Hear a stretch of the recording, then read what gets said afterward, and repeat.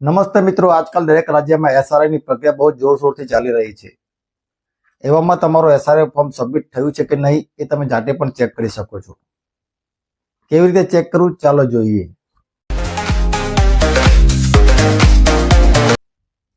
સૌપ્રથમ તમારે તમારા મોબાઈલમાં ગૂગલ ક્રોમ બ્રાઉઝરને ઓપન કરી લેવાનું છે.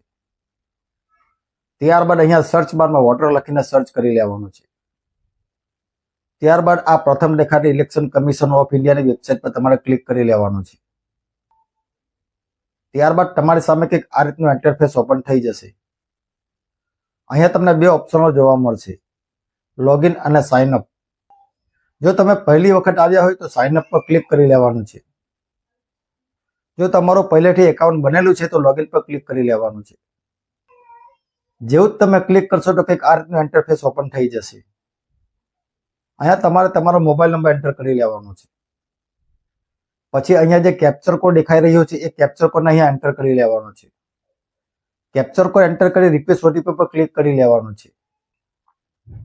ત્યારબાદ તમારા મોબાઈલ નંબર ઉપર 6 અંકનો ઓટીપી જશે. એ ઓટીપીને એન્ટર કરી વેરીફાઈ લોગિન પર ક્લિક કરી લેવાનું છે.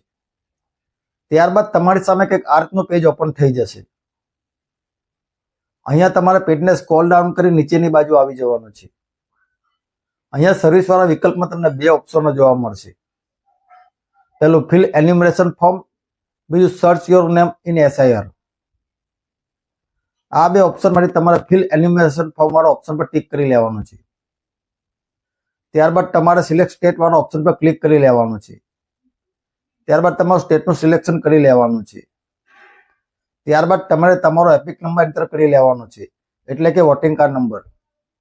વોટિંગ કાર્ડ નંબર એન્ટર કર્યા બાદ સર્ચ વાળા ઓપ્શન પર ટિક કરી લેવાનું છે. જો તમારા બૂથ લેવલ ઓફિસરે ફોર્મ સબમિટ કર્યું હશે તો એક આ રીતનું ડિસ્પ્લે ઓપન થશે. તો આ રીતે તમે તમારું ફોર્મ સબમિટ થયું છે કે નહીં એ ચેક કરી શકો છો. ચેક કરવા માટેની લિંક ડિસ્ક્રિપ્શન બોક્સમાં આપેલી છે, તમે ત્યાંથી સીધા પણ આવી શકો છો. જો વિડીયો ઉપયોગી લાગ્યો હોય તો વિડીયોને લાઈક કરજો, શેર કરજો, ચેનલને સબસ્ક્રાઈબ કરીને અમને સપોર્ટ જરૂરથી કરજો.